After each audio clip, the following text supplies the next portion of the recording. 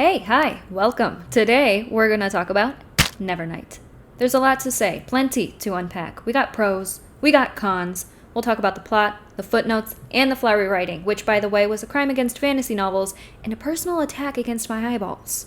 I found this novel through Book Talk, and I was told that this book would be great, maybe even fantastic, but I think I was lied to. Now I have a lot to get off my chest, so let's get it poppin'.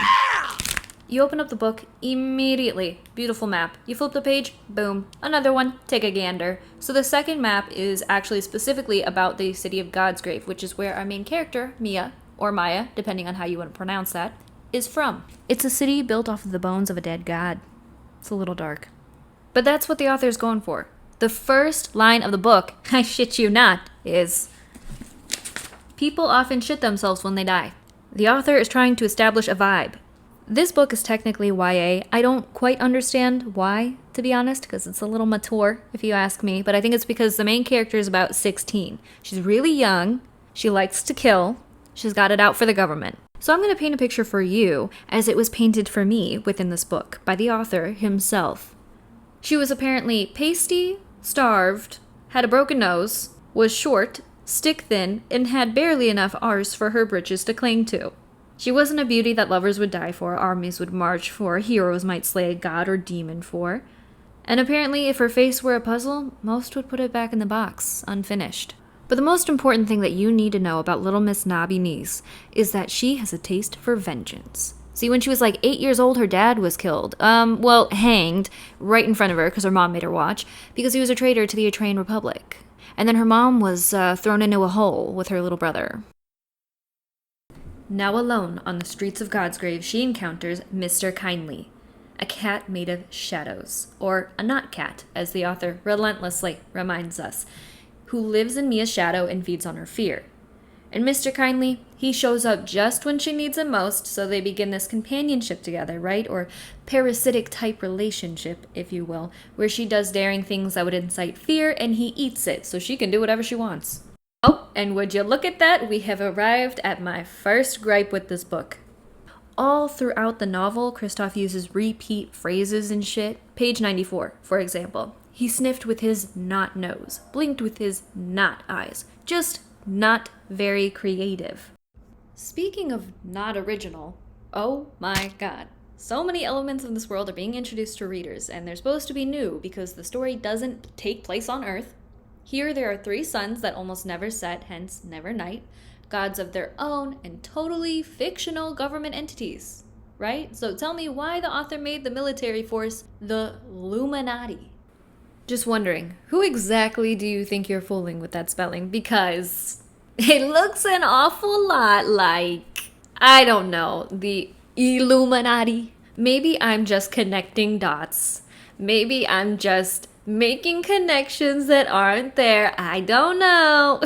But I will not be fooled. I know where you got that from. Regardless. After Mia loses her entire family, gains Mr. Kindly, she also encounters this dude named Old Mercurio, and he ends up training her for a super secret assassin school called the Red Church. Finally, when she turns 16, she's able to begin the initiation process for said assassin school. Now, at the beginning of this hero's journey, as it begins to truly take shape, Mia kills a guy and takes his teeth, one by one, out of his mouth as tithe for the maw at the Red Church, a super secret assassin school that old Mercurio trains her for. Basically, she treks across the desert with a guy named Trek, who she just randomly happens to meet along the way. He's also looking for the Red Church. What are the odds? Like 20 in 7 billion? If this world has the same population as ours and the class size for the Red Church is 20 people, okay, I don't know. It's a little weird. A little coincidental. Turns out it actually was a coincidence. I just think it's like weird that the author wrote that. Once at the Red Church, they are made acolytes who will have a couple of months to train under masters and come out on top of their class in either poisons, blades, secrets, or thievery. Members of the Red Church worship the Lady of Blessed Murder, the Dark Goddess, in contrast to the people of Godsgrave who worship a god made of light, or something. Let's bump it to the first day in training, right? We get a grand tour of the place, right? Lots of stairs, plenty of rooms. We see a platform with a 1,000-foot drop called the Sky Altar, and early on, Mia is punished for talking during a class, and she has to run laps up and down the stairs. So the footnotes here tell us that Mia would lap these particular steps hundreds of times over the course of her stay in the Red Church. She would count the steps every time, and though she never spoke of it to anyone, and though she was not entirely surprised by the fact, the number of steps changed each and every time she ran them. What an interesting little tidbit. Moving on, when Mia enters the Hall of Songs, a place for weapons and combat and training and not music, the author writes, she had no idea why the room was called such, though she suspected it had nothing to do with the acoustics. And the footnotes go, although they were, as it happens, exceptional. Fa la la la la. Why? Why did you do that? You put a footnote, a little symbol. I go to the footnotes, I look, and I see that. If it weren't a library book, I would have burned it to the fucking ground. So we just read footnotes that were helpful. They added a little something, right? We got these mysterious stairs. The numbers always change. And then we get this little like musical note. What is this? Acapella? Fuck off. Anywho, let's talk about something else. Magic is a major part of Mia's life. She is Darkin, which is a type of magic wielder that was mostly hunted down many, many turns ago, so she keeps her abilities a secret. And rightfully so, I might add. Said abilities are a mystery to everyone, including her, for most of the book. And as she slowly begins to grow into her power, we learn that she uses Mr. Kindly to be fearless, which we briefly touched on before. She's also able to conceal herself in shadows, like a cloak, and use someone else's shadow against themselves, and is eventually able to walk through the shadows teleportation style, which is pretty cool, I gotta say. And yet, what really makes this book interesting and compelling, and is the only reason that I could hold on by my bare fingernails to keep reading this book, is the action, because there is quite a lot of it, right? I mean, she's at an assassin school, for God's sakes, right? She's supposed to be training to be the baddest bitch, and she does. She does train that way. Day 1 in training, Mia decides to show off in their hand-to-hand combat class. The Shaheed asks for a volunteer to go up against him and display some skill. So Mia, of course, decides that's her, because she's arrogant, and the scene ensues. Mia stepped to the weapon racks and chose a pair of long knives, curved in the Leeson style. Plain though they looked, their weight was perfect, their edge, perfection. They were the fastest weapon on the racks, lightweight and sleek. But they were shorter than Solas's sword, useful only at extreme close quarters. As Mia stepped back into the circle, the Shaheed chuckled. Instead of wrapping the Shaheed's feet in her shadow, she simply used his own, digging it into the soles of his boots. Not a person in the room could have known what she was doing, not a ripple marred the black around the Shaheed's feet. And yet as he tried to shift footing, the blind man found his boots glued fast to the floor. Solas's eyes widened as Mia struck, a whistling blow aimed right at his throat. He parried, knocking her right hand aside and sending her knife spinning across the room. But with speed a dragon moth would envy, the girl pirouetted, hair flying, striking out with her left hand and taking a tiny nick out of the Shaheed's cheek. The assembled acolytes gasped. A droplet of blood spilled down Solas's face. Trick cried out in triumph. For a second, Mia found herself grinning to the eye teeth, filled with smug satisfaction that she'd drawn blood on this condescending bastard, but only for a second. Solas seized her left wrist, bending it back in a grip like iron. Her elbow screamed, shoulder threatening to pop clean from its socket. Solas raised his blade in a white-knuckle grip, and bringing it down like thunder from the heavens, Mia screaming all the while, he struck. Once, twice, 3 times, and hacked the girl's arm off at the elbow. Okay, just so we're all clear, this is supposed to be YA, as in young adult.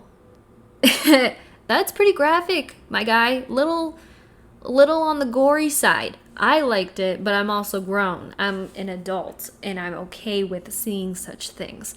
But let's say a 13-year-old who likes to read YA picks up this book and they read that. Oh my god.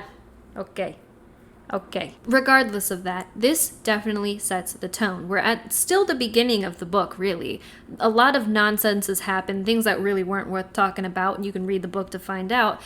But the vibe at this school of assassins? Ruthless, barbaric, murderous. I mean, she loses her arm day one. So you might be asking yourself, how is she going to be one of the most formidable assassins in all of the Atrean Republic with only one arm, right? I'll tell you how. Enter Marielle, a bloodweaver who can mend and bend anyone, but each time she does so, it further contorts her physical appearance. At the Red Church, there are a few characters who openly use their abilities, among them Marielle, the Weaver.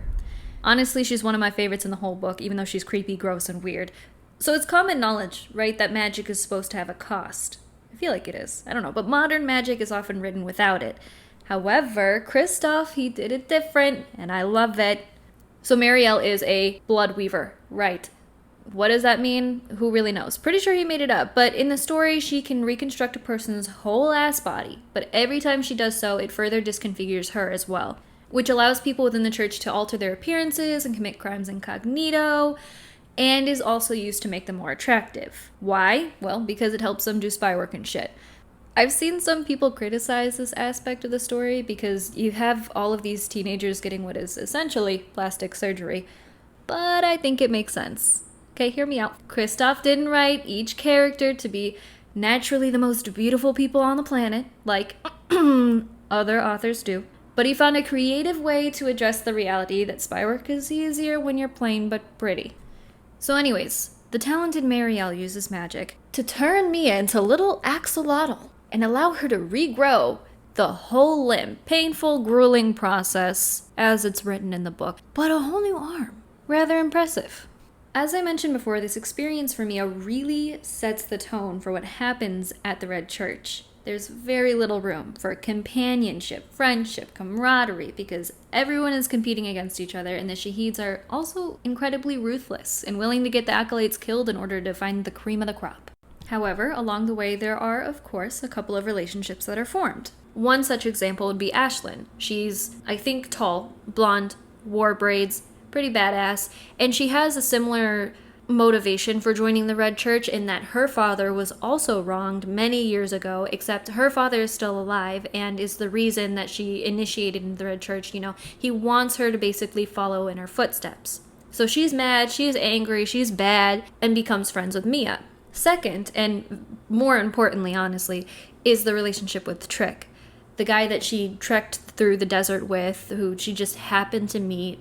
They end up forming, you know, surprise, surprise, a little romantic relationship. But because of the stakes of their circumstances, neither one is quite ready to admit that they have feelings for each other, because it's a really kind of a do or die situation. You either make it or you don't. You could become like an assistant to the assassin, but, you know, relationship will either fail if they don't make it and probably fail even if they do make it. So it's kind of a forbidden love type of situation, right? And yet they still end up slipping into each other's rooms in the wee hours of the night, and without ever actually proclaiming so. It's pretty obvious that they both fall in love with each other. So months pass in the book. You got hardcore training, a budding friendship, blooming love that they are still denying, all the way up to their final assessment for their hand-to-hand combat class. It's Mia and Trick who, of course, must go up against each other. And it's bloody. And Mia ends up fighting dirty. She calls Trick an unforgivable name, and the reason is because she can see in his eyes and in the way that he's fighting that he is going to go easy on her so that way she can win and get to the top of her class, because he has come to sympathize with her cause and with her in general because he's in love with her, right? So she says this unforgivable word. He ends up, well, beating the shit out of her for it. And he wins. After the fight, Mia's like, I did it for you. Please understand. And he's like, no, F off forever, lady. And heartbroken or not, because she's been training for years to be an assassin, but Mia decides that even if she doesn't officially become a blade, she has all of the knowledge of one and plenty of the skill. So she can carry out her own plans anyways for revenge against the people that executed her father. And she doesn't have to do the bidding of the church in the meantime. So she's just like, peace out. After she leaves the church to go back to God's grave, in shame, Ashlyn kills Trick because he has a keen sense of smell, and he'd smell this like sleeping potion that she planned to put in everyone's dinners at the initiation. And I gotta say, the description of the murder is so brief. It takes up about a quarter of a page. I'm not sure if I'm disappointed that the second most prominent character in the book was unceremoniously dumped into an abyss, or if I respect it. He's stabbed multiple times by someone he thought was a friend, so there's no fight. He doesn't see it coming. There's just the stabbing, and then Ashlyn pushes him over a railing and into a literal abyss within the mountain. She cleans up the blood, and she moves on with her plan. It felt unfinished, because most authors would probably bring him back to life, right? And who knows what'll happen in the next book, but it also had a real sense of finality to it, because he dies and the plot, quickly moves on. Just like it would in real life, you know? So Ashlyn's plan moves on, and actually this is something I haven't mentioned yet, but her brother is also in the class. They're both acolytes, right? And they plan together to basically massacre the Red Church through some cleverness and a whole series of events and thought processes. Mia figures out the plan while she's in God's grave. And now, here's the deal. I'm going to have to give you the abridged version, because if you want the full version, you should read the book. But I'll tell you what, most of this book was not that great. But the last 100 or so pages kind of made it worth it, because this shit was fucking crazy. We'll get into some of it, but if you really want to know about it, you gotta read about it.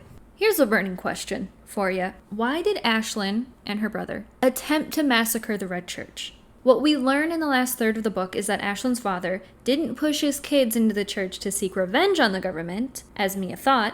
Instead, he wanted revenge on the church itself.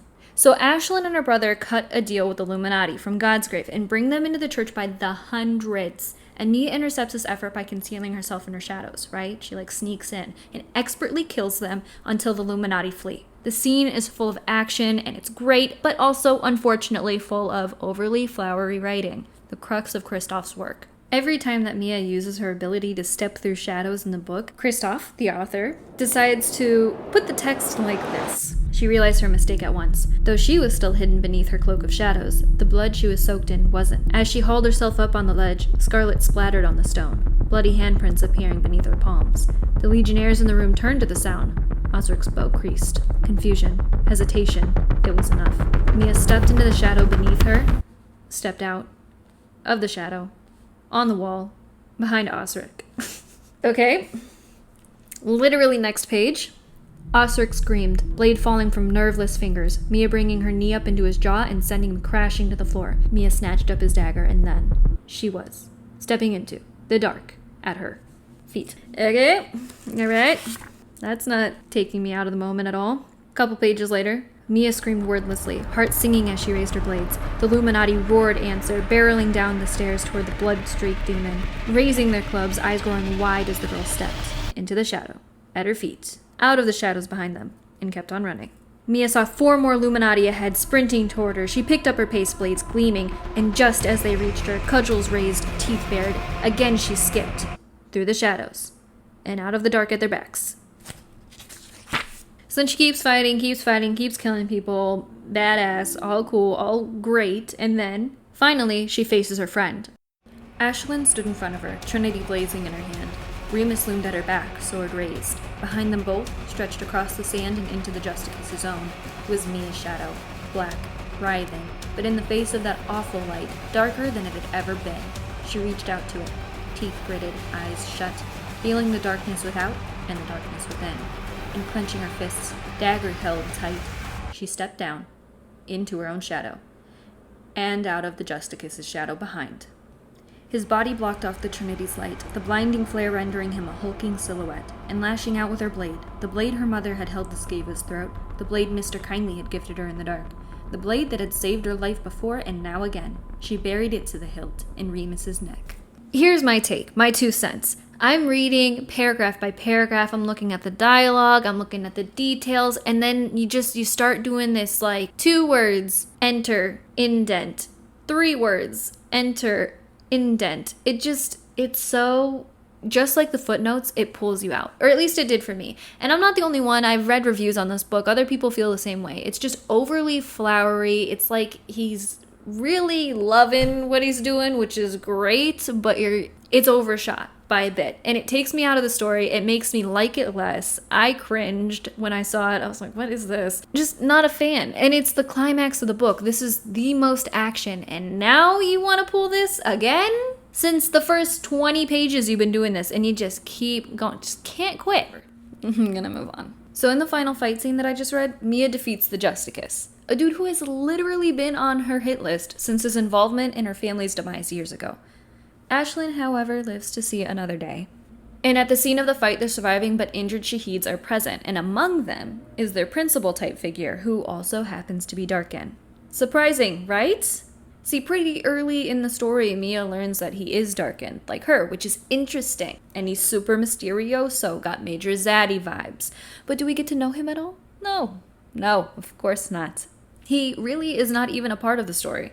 When she learns what he is, Principal Darkin, not his real name, by the way, becomes an additional motivating factor for Mia to continue at the school. Yes, aside from the revenge plot. But we don't really get any elaboration on this point until the final fight scene. And even then, it's minimal. You see, Mia finds him, and even though he's already wounded, he says some shit about how he needs to help his little sister. And she's like, what? What do you mean by that? But yet again, there are no answers where Principal Darkin is concerned. He fights alongside Mia and dies. Super sad, I guess. But Mia gets to take on his shadow wolf, so now she has 2 shadow animals. Wicked. And that, my gentle friends, is about where this story concludes. Could it have been better? Absolutely. Would I ever read this one again? HE double hockey sticks, no. Would I recommend it to others? Maybe not. But I accidentally read some spoilers on the Nevernight wiki page, and low-key, I might read the next book just to see some of that shit come to fruition. So, if you want to know what happens next for old Mia Corvier, but don't want to gag at the awful writing, well, I guess I could take one for the team. Let me know in the comments below.